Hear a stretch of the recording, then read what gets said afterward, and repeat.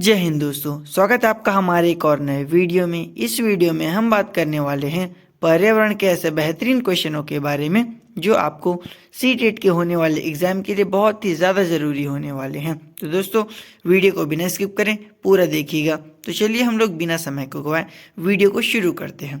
तो दोस्तों, इसमें पूछा गया है सबसे पहला सवाल कि पर्यावरण के लिए कौन खतरा है। दोस्तों, यहाँ पर 4 ऑप्शन दिए हुए हैं। मैं आपको सटीक आंसर बताते हुए चलूंगा। यदि आपको किसी भी क्वेश्चन का आंसर यदि पहले से पता हो तो आप नीचे कमेंट में कमेंट करके ज़रूर बता सकते हैं। तो चलिए बढ़ते हैं हम लोग अगले वीडियो पे। इसमें पूछा गया पर्यावरण के लिए कौन खतरा है। ऑप्शन ए, बढ़ते हुए पौधे, बढ़ती हुई जनसंख्या, बढ़ती हुई फसलें और बढ़ता हुआ प्रौद्योगिकी। तो दोस्तों, इसका जो राइट आंसर हो जाएगा वो हो जाएगा ऑप्शन नंबर बी, बढ़ती हुई जनसंख्या। बढ़ती हुई जनसंख्या इसका राइट ऑप्शन है। दोस्तों, बढ़ती हुई प्रौद्योगिकी भी इसका आंसर हो सकता था, लेकिन जो बुक में है वो बढ़ती हुई जनसंख्या ही ऑप्शन नंबर बी को ही आंसर लिया गया है। तो मैं आपको वही बताते हुए चलता हूँ जो बुक में दिया हुआ है। चलिए बढ़ते हैं हम लोग अगले क्वेश्चन की ओर। दोस्तों, अरे यहाँ पर तो टाइपिंग लिखा है, मैं आपको बता दूँ, यहाँ पर लिखा था पर्यावरण। पर्यावरण पर्यावरण पर्यावरण खाली स्थान से लिया गया है। पर्यावरण किससे लिया गया है? फ्रेंच भाषा से, अंग्रेजी से, लैटिन से कि रूसी से। तो दोस्तों, आपको यदि इस सवाल का आंसर पहले से पता हो तो आप नीचे कमेंट में कमेंट जरूर करिएगा। तो दोस्तों, इसका जो राइट आंसर हो जाएगा वो हो जाएगा ऑप्शन नंबर ए, फ्रेंच। ऑप्शन नंबर ए, फ्रेंच से लिया हुआ है ये शब्द। चलिए बढ़ते हैं हम लोग क्वेश्चन नंबर 3 की ओर, जिसमें पूछा गया है पृथ्वी का वह हिस्सा जहाँ से जीवन यापन होता है। खाली स्थान के रूप में जाना जाता है।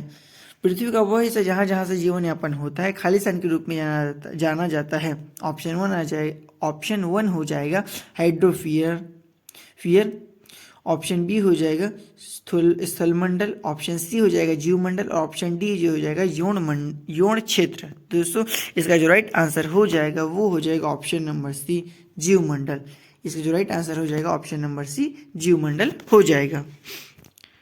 चलिए बढ़ते हैं हम लोग अगले क्वेश्चन की ओर, जिसमें पूछा गया है पृथ्वी के ऊपरी परत जो मनुष्य के जीवन के मदद करने में सक्षम है को खालिस्तान कहते हैं। खालिस्तान कहा जाता है। फिर यहाँ पर 4 ऑप्शन दिए गए हैं दोस्तों, हाइड्रोस्फीयर, स्थलमंडल, जीवमंडल और ओजोन मंडल। तो दोस्तों, इसका जो राइट आंसर हो जाएगा वो हो जाएगा ऑप्शन नंबर बी, स्थलमंडल। स्थलमंडल ऑप्शन नंबर बी जो हो जाएगा दोस्तों हमारा राइट आंसर हो जाएगा। चलिए बढ़ते हैं हम लोग क्वेश्चन नंबर 5 की ओर, जिसमें पूछा गया है निम्नलिखित क्षेत्रों में पानी कहाँ पर गैस, तरल और ठोस के रूप में उपलब्ध होता है। निम्नलिखित में से किस क्षेत्र में पानी गैस, तरल और ठोस के रूप में उपलब्ध होता है। फिर यहाँ पर 4 ऑप्शन है दोस्तों, ओजोन स्फीयर, स्थलमंडल, जीवमंडल, हाइड्रोस्फीयर। तो दोस्तों, इसका जो राइट आंसर हो जाएगा वो हो जाएगा option number D, hydrosphere. Hydrosphere जो हो जाएगा दोस्तों इसका राइट आंसर हो जाएगा ऑप्शन नंबर डी।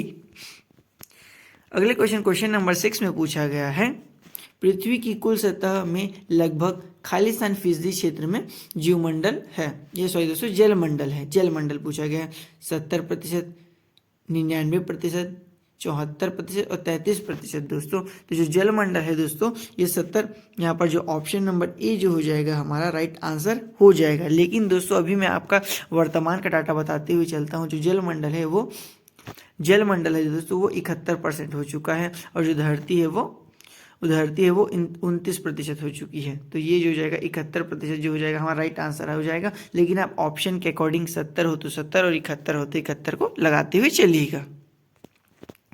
चलिए बढ़ते हम लोग अगले क्वेश्चन की ओर, जिसमें पूछा गया निम्नलिखित तत्वों में से कौन सा स्थलमंडल सबसे बड़ा घटक है। स्थलमंडल का सबसे बड़ा घटक कौन सा है? ऑक्सीजन, सिलिकॉन, कार्बन डाइऑक्साइड और एल्युमिनियम। तो दोस्तों, इसका जो राइट आंसर हो जाएगा वो हो जाएगा ऑप्शन नंबर ए, ऑक्सीजन। ऑप्शन नंबर ए जो हो जाएगा ऑक्सीजन हो जाएगा। ये हो जाएगा निम्नलिखित तत्वों में से कौन सा जो हो जाएगा स्थलमंडल का, तो ऑक्सीजन जो हो जाएगा सबसे बड़ा घटक है। क्वेश्चन नंबर 9 में हमें पूछा गया है सलीम अली खालिस्तान के क्षेत्र से संबंधित है। खालिस्तान के क्षेत्र से संबंधित है। किस क्षेत्र से संबंधित है? पर्यावरण, चित्र, फिल्म उद्योग, संगीतकार। तो दोस्तों, इसका जो राइट आंसर हो जाएगा वो हो जाएगा ऑप्शन नंबर ए, पर्यावरण से संबंधित क्षेत्र से थे। क्वेश्चन 10 का जो राइट आंसर हो सॉरी दोस्तों, क्वेश्चन 10 का जो क्वेश्चन क्या हो जाएगा, भारतीय वनस्पति सर्वेक्षण BSI का मुख्यालय कहाँ स्थित है? Option number A Mumbai, option number B Pune, option number C Hyderabad, option number D Kolkata. तो दोस्तों इसका जो राइट आंसर हो जाएगा वो हो जाएगा option number D Kolkata. Option number D Kolkata में है दोस्तों। चलिए बढ़ते हैं हम लोग अपने अगले क्वेश्चन की ओर, जिसमें पूछा गया है विश्व पर्यावरण दिवस कब मनाया जाता है? दोस्तों मुझे आशा करता हूं कि आप सभी लोगों को इसका राइट आंसर पता हो, तो नीचे आप कमेंट में ज़रूर कमेंट करिएगा। ऑप्शन नंबर यहाँ पर दिए हुए हैं। ऑप्शन नंबर ए जो हो जाएगा 21 मार्च, ऑप्शन नंबर बी 5 जून, ऑप्शन नंबर सी 16 सितंबर और ऑप्शन नंबर डी 11 जुलाई। तो दोस्तों इसका जो राइट आंसर हो जाएगा वो हो जाएगा, सॉरी यहाँ पर ऑप्शन कुछ गलत दिया है ऐसा मुझे लग रहा है। जो विश्व पर्यावरण दिवस जो होता है दोस्तों वो हाँ इसी है, और ऑप्शन जो होता है यहाँ पर जो हो जाएगा 5 जून मनाया जाता है, 5 जून को मनाया जाता है विश्व पर्यावरण दिवस। चलिए बढ़ते हैं हम लोग अपने अगले क्वेश्चन की ओर, जिसमें पूछा गया है कि जो बायोडीजल किससे तैयार किया जाता है? दोस्तों यहाँ पर पूछा गया बायोडीजल किससे तैयार किया जाता है? ऑप्शन नंबर ए हो जाएगा पेट्रोलियम, ऑप्शन नंबर बी हो जाएगा पौधे की बीज, ऑप्शन नंबर सी हो जाएगा पशु अपशिष्ट, ऑप्शन नंबर डी हो जाएगा कोयला। तो जो बायोडीजल होता है दोस्तों वो ऑप्शन नंबर बायोडीजल जो होता है दोस्तों वो इन चारों से, मतलब सॉरी दोस्तों यहाँ पर वो ऑप्शन नहीं दिया गया है, लेकिन जो बायोडीजल मुख्य रूप से होता है ना वो ये चारों से बनाया जाता है, लेकिन यहाँ पर जो ऑप्शन दिया गया है उसके अकॉर्डिंग चलें तो वो दिया गया है ऑप्शन नंबर बी पौधों के बीज से। लेकिन जो मुख्य रूप से होता है वो पेट्रोलियम, जो बायोडीजल का जो निर्माण होता है ना वो इन तीनों से हो सकता है। तो इसके लिए ऑप्शन आप ऑप्शन के अकॉर्डिंग अपना आंसर दे सकते हैं जैसे कि ऑप्शन दिए हुए हैं। अगले क्वेश्चन में पूछा गया है निम्नलिखित में से कौन सा ऊर्जा का नवीकरणीय स्रोत नहीं है? ऊर्जा का नवीकरणीय स्रोत कौन सा नहीं है इसे पूछा गया दोस्तों। सौर ऊर्जा option number A, option number B पवन ऊर्जा, ऑप्शन नंबर सी प्राकृतिक गैस और ऑप्शन नंबर डी जो जाएगी जल ऊर्जा हो जाएगी। तो इसका जो राइट आंसर हो जाएगा वो हो जाएगा ऑप्शन नंबर सी प्राकृतिक गैस। प्राकृतिक गैस जो है दोस्तों ऊर्जा का अनवीकरणीय स्रोत है। बाकी जो सौर ऊर्जा है, पवन ऊर्जा और जो जल ऊर्जा है सभी जो नवीकरणीय स्रोत में आएंगे। तो ऑप्शन नंबर सी जो हो जाएगा हमारा राइट आंसर हो जाएगा। चलिए बढ़ते हैं हम लोग क्वेश्चन नंबर 14 की ओर, जिसमें पूछा गया है पारिस्थितिक तंत्र यानी जो इकोसिस्टम होता है ना शब्द किसने दिया? चार्ल्स डार्विन, एजी टोसले,